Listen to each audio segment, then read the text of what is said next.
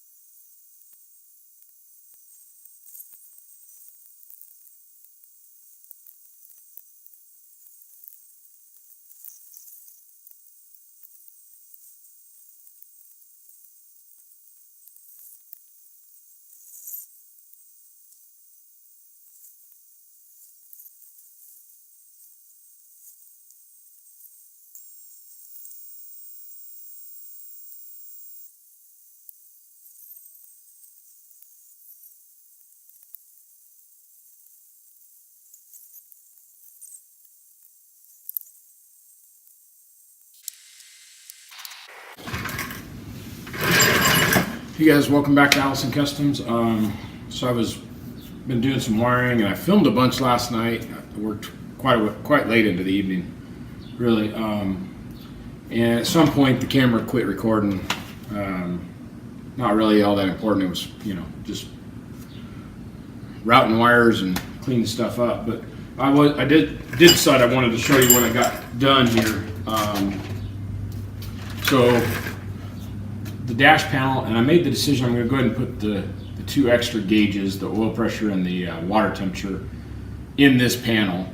So one, I cut all the wires off of the chassis harness.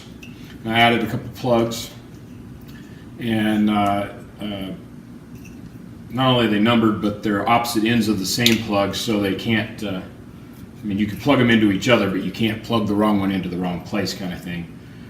This wire is for a brake warning light that, pretty sure the way their truck is set up, it's not going to be needed. And I'm thinking I need to get a flashlight and try and shine through there and see if it actually says brakes or if it's just a red light, just exactly what I got there. If it's generic enough, I think I'm going to turn that into the check engine light. So we'll see on that. In the meantime, I've got a pigtail over here for the water temperature gauge, and I got a pigtail on this side to run the oil pressure gauge.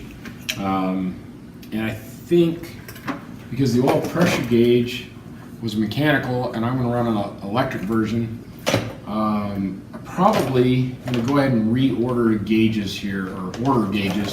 This one works just fine, but whoever installed it, they just taped over the lighting port, so there's, so you couldn't see it at night. So I think I'm just going to order two new gauges that'll match. I'm going to order a mechanical water gauge, but I'll order the electric oil pressure gauge. And then that panel's done. And then of course you need the chassis harness side. And so what I've got here is I split out all the wires that were not currently being used, and these all have a fuse tied to them. They're a power source, essentially. They're a fused power source, and what I'm going to do is use those to power up the rest of my harness, and then I'll make some labels and change the labels on the fuse block. This pigtail still goes to the rear of the truck, and then that's my dash panel adapter, and that's basically 12 inches, sits 12 inches from where this is to the back of the panel, so I've got plenty of pigtail there with what's on both ends. And then additionally, I've started to run a pigtail that is going to feed the right-hand dash, which would be this switch panel. So I need power source for my accessory drives, and then I need to run my horn switch over there, or horn switch power over there, power for all of the others, and then an in and out, which will just be two wires that go into the front bumper.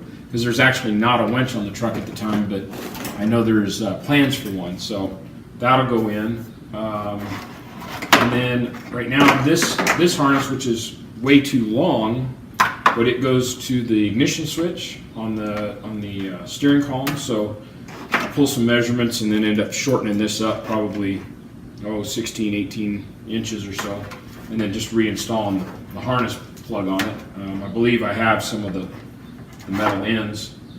And same here, this goes to the headlight switch. This plug will get deleted because of the headlight switch we're using, but until I get close, I wanted to keep everything gathered up, and then I'll again put a couple plugs in line so that that panel can be removed and plugged back in. But all of these wires are going to the left side dash. So getting closer there.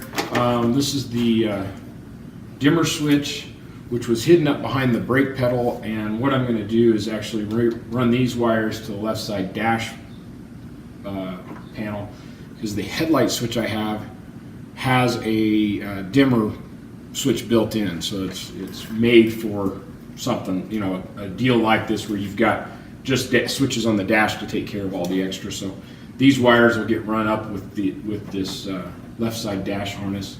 And that's why I'm just using black tape right now to keep everything tied, because you'll see even like in this harness I started using zip ties. Well, you think, oh, okay, I'm pretty close, and then you realize, oh, I got to run 2 more wires in there, and the zip ties are too tight, so you cut them off. One trick when you're doing that. So when you're doing the zip tie and you've got it all together, if you leave it just a little loose enough that maybe normally you could run 1 more wire through it, but if you need 2 or 3, then you got to cut it loose. Don't cut it on this side of the block. Cut it after you poke the thing through. Cut it on this side and cut it as close to as you can, because then you can pull the remainder of it out. What you end up with is a real short tie, and then you have to find the right place. But what I usually do is just kind of trim the corners off there, and then I can, they're short, but you can reuse the zip tie.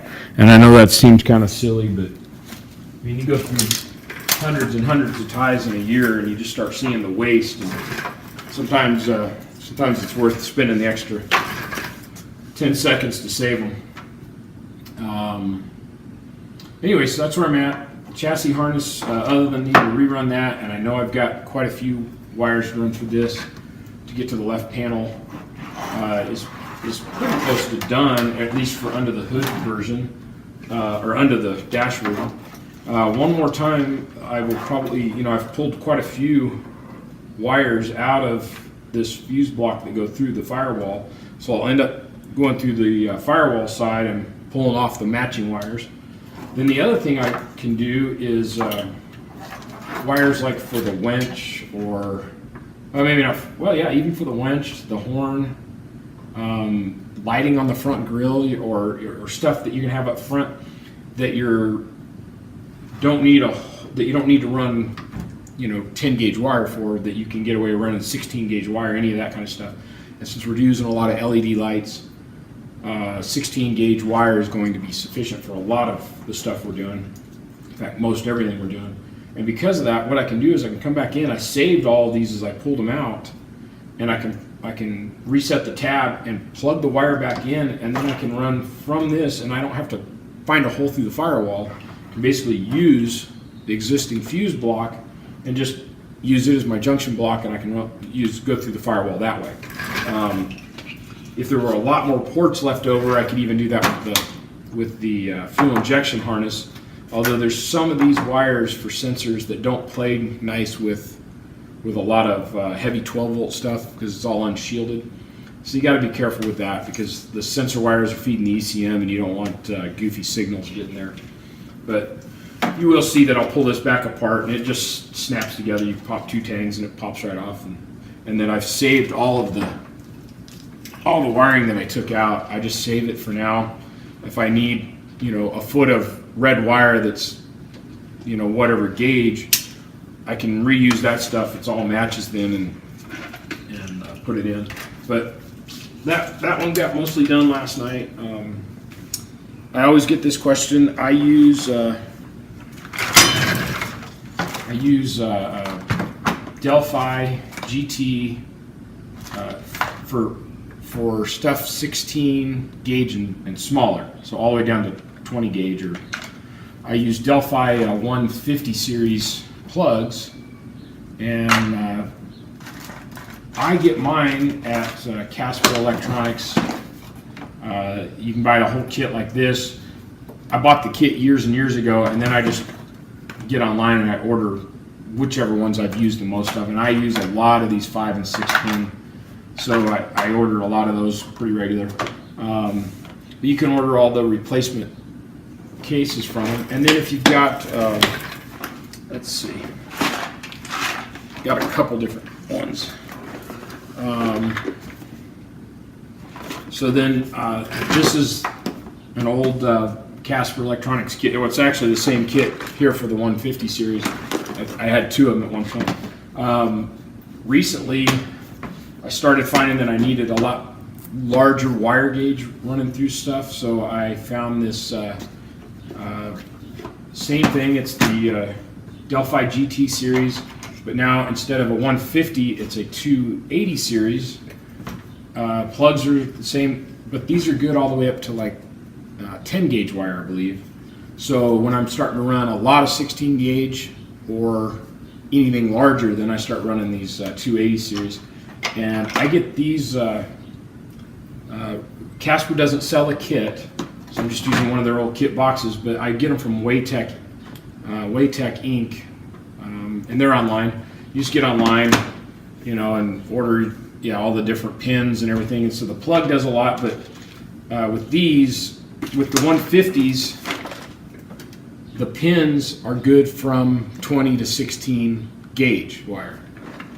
With the 280 series, they're you have to have different pins for different gauge wires. So from that standpoint, you got to have a lot more of the different kinds of pins. But you know, one pin might take care of 16 and 20 gauge, or 16 and 18. Another one will be 12 and 14, and then you got male and females for both sides of that, all the way up to the. And then also, I guess if you can see in here, there's little rubber boots back here. You got to have a rubber boot based on the wire gauge as well, you know. And the 150 series, it's kind of supposed to be one boot fits all. They really don't fit very well on the 16 gauge wire. The 16 gauge is really maxing out that unit. And when you're running 16 gauge wire, if you're going to pull more than about 10, maybe as much as 15 amps, you'll melt these 150s. They get too hot. Anyway, that said, that's what I use. There's a lot of others out there, WeatherPack and others. This is just the brand that I happen to like. And then I have one more version I use, and they're very inexpensive. The supplier's out of China. It's on eBay, and they look just like these others. The pins are very similar. They're not nearly as high a quality. I don't use these anywhere where critical systems, so I won't use them for the engine gauges monitoring or for connecting stuff to the ECM or your ignition switch, because although I haven't had any fail, I don't know. I just don't trust the quality. They come together. You put them together the same way. You have boots and wire retainers, and I bought some 2, 3, and single pin. And really, what I use them for is, like, I'll put a plug out there on the front bumper to hook up the LED lights so that you can remove the lights. And so I'll run these plugs. They're inexpensive. They are functional, and if you lose a light because it failed, you're not stuck on the side of the road. So that's kind of my basis for those, I guess. The rest of this harness, you know, it's all GM stuff, so it's all weather tight or WeatherPack, I guess is what they call it. And I have all the pliers and the tools. I just don't keep the plugs in. Otherwise, it would be convenient just to keep the same plug going. So enough of that. That's my lecture. I was going to show you, you know, you need a couple of good tools. And if you go back, I've got some help series videos I did last year on different kinds of wire cutters, different kinds of crimpers. These require Delphi require a specific crimper, and although I have a universal crimper that will work with them, this works so much better and so much faster. This is about $120 pair of crimpers, and they're specific for those, but they work awesome. And then the other tool I've been using, and you'll see, yeah, you can kind of see it here.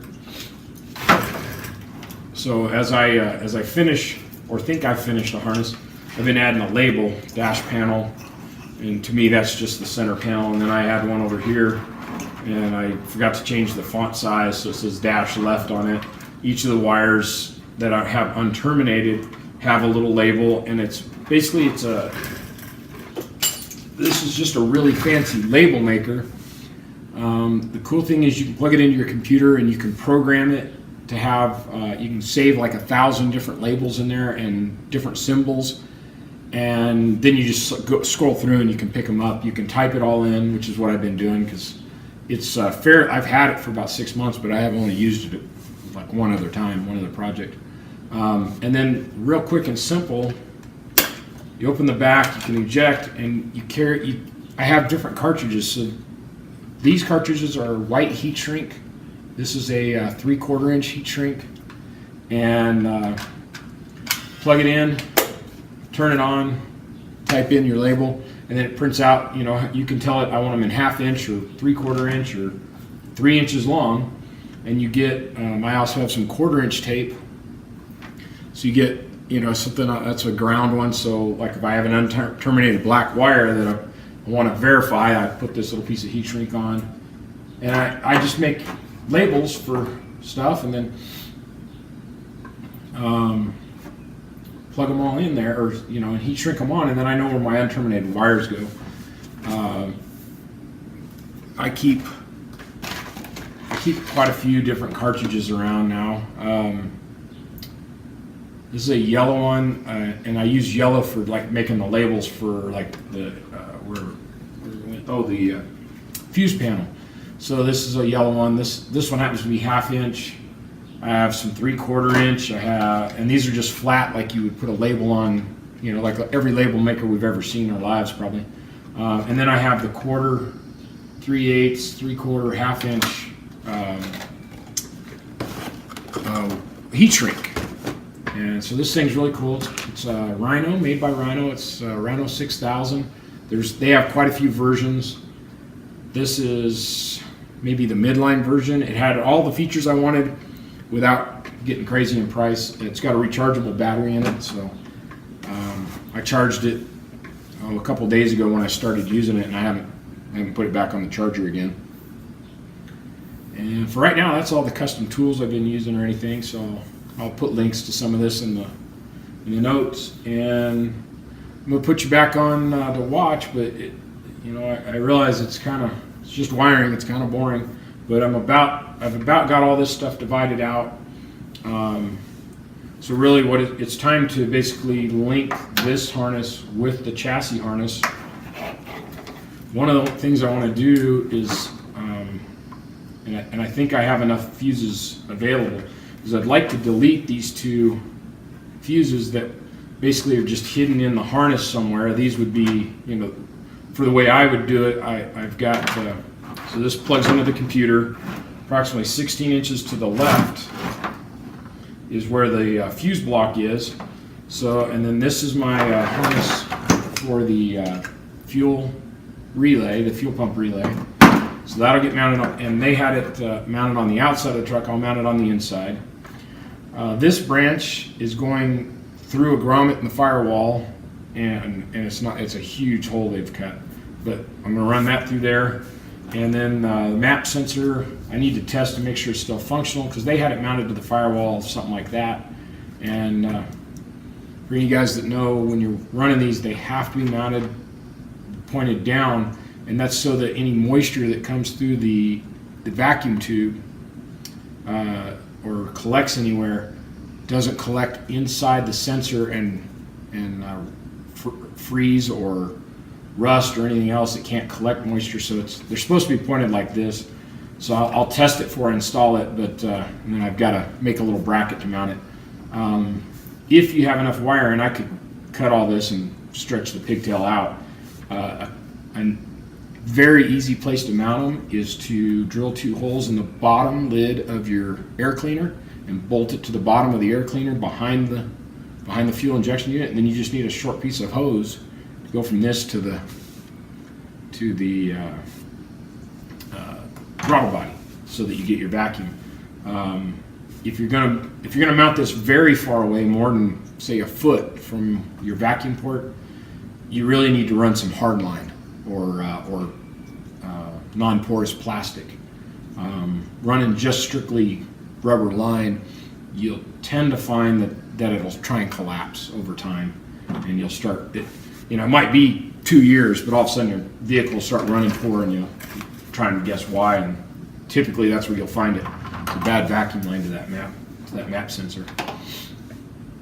I think that's it. I think that's kind of what all I've done, where I'm at, and then like I said, I want to delete these 2 fuses and just put them into the fuse. Basically, use 2 fuses that are already in the fuse block that are not currently being used. Power these 2 sources. This one's just a battery lead, and this is the ignition on. So the computer always pulls power, so you do have a drain for quite constant on the battery, although it's very low. And then this lead is for the computer and all the ignition control deals. So once you turn the ignition on, the computer wakes up, and once you go to from accessory to on position, it wakes up the fuel pump for they're timed.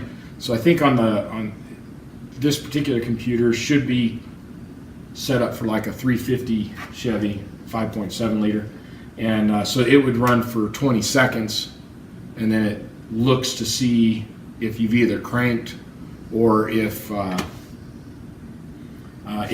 truck is running. Then the fuel pump circuit sends a signal back to the computer, hey, I'm on. So but it feeds relays and other stuff like that, and this 25 amp, so it's the battery on, and it also is probably connecting the injectors.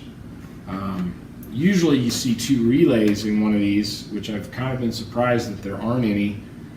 Typically you'll see a relay in line for the injectors, and that's not been the case. There wasn't anything in line here, so I'll have to check voltage there and see if that's a problem. But probably actually, I don't know how Painless wired it without them. I've just never seen anybody wire the harness without a relay for the injectors, and honestly a relay for the fuel pump, and which we have, but this fuel pump relay is from I ran the number, and I think they must have robbed this off of like a Caprice or something. It functions just fine. It's certainly heavy duty enough. Just interesting that there wasn't a relay already in the harness. All the other brands I've ever worked with had 2 relays and 2 fuses. So anyway, I'm gonna clean all that up, and these wires are some that are going to be tying into the chassis harness in one way or another, or at least running parallel with it. Green wire here, so there's a kind of interesting. So these TBI motors, the computer has a function to where when you turn on your air conditioning, it bumps up the RPM by, I don't know, 400 or 500 RPM for idle. And I could easily delete this, since we're obviously running an open air rock crawler. There is no AC in it. But he's using, if you remember from the first video when I showed you kind of an overview of the truck, he's using an air conditioning compressor as a air pump, a compressor for. He's got a couple A or B lockers that gives him the air for that. Plus, he's got a couple of ports so he could be running the truck and air down a tire, and then when he got off the trail, air the tires back up.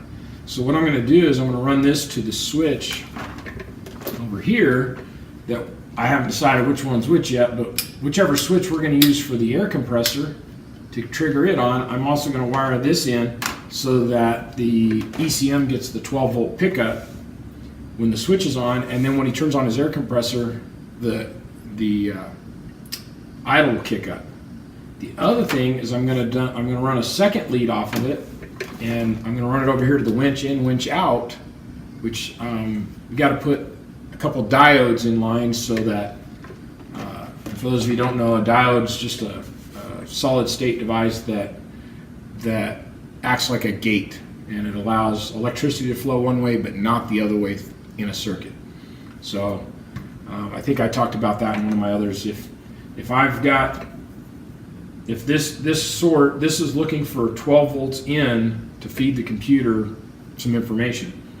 If I put a diode in line, if I put it the right way, power can go in, but if for some reason something happened and the computer shorted out, power can't come back the other way. Well, it's on a compressor, it's not a big deal if it did, but there are circuits that it would matter. Well, if I want to put 3 different feeds into this particular wire, and what I don't want is you hit the winch and all of a sudden the air compressor comes on, either in or out, or you turn on the compressor and the winch runs. So, but I want 3 different sources to be able to tell this lead that there's 12 volts available, and then the ECM will recognize that it should kick up. So I can run a diode in line for all 3 of them, and then the power running out of the switch will feed here, but it can't feed back to another switch, is basically what I'm trying to get at. It's a one-way valve, a check valve, a gate, however you want to look at it, but that's what it does for electricity. So that's a little tricky thing that I'll do on the switches, and honestly, I think that's kind of the only thing like that. After that, we've got to build, either use the Ron Francis, and I'm starting to question whether I need to use that whole panel. It's the Ron Francis black box has 10 different relays in it, and when I'm all done here, I don't think I need that many. So if I'm down to less than half of that, so if I'm down in the 4 or 5 range, I'll probably just build a relay panel, and I'll save that black box for a different project, the Mustang or something else. Because there's no reason, and this is a pretty bare bones truck, and there's just no reason to run excessive amounts of relays and stuff for no reason, or just have them there and never get used, because I've got plans for lighting all over the truck, which is going to take a whopping 3 relays because we're doing everything with LEDs. I bought new tail lights, so I'm going to change out the tail lights to LED. They're the same shape. Let me show you what I got. I don't have them down here. Okay, so it's just the oval 6-inch generic light that's in the truck. I bought exactly the same shape. They're $25 to buy them in red LED. They'll act as a blinker and a brake light. So I'm going to put those in, and a running light. I'm going to put those in. I bought 2 LED little spotlights that we're going to use for reverse lights, as well as I'll put a switch on the dash where that'll be one of the exterior lighting switches. Yeah, so with everything except basically the headlights being LED, we're not pulling a lot of power, so I can put a lot of stuff on one circuit if I use a relay.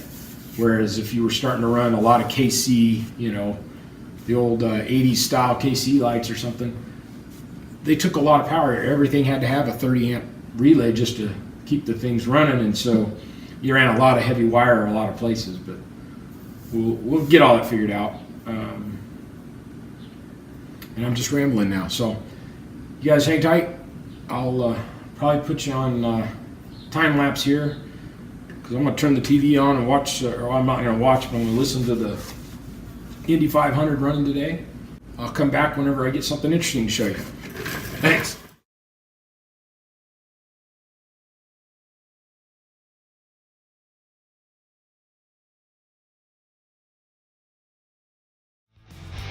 Thanks for watching Allison Customs Project Car TV.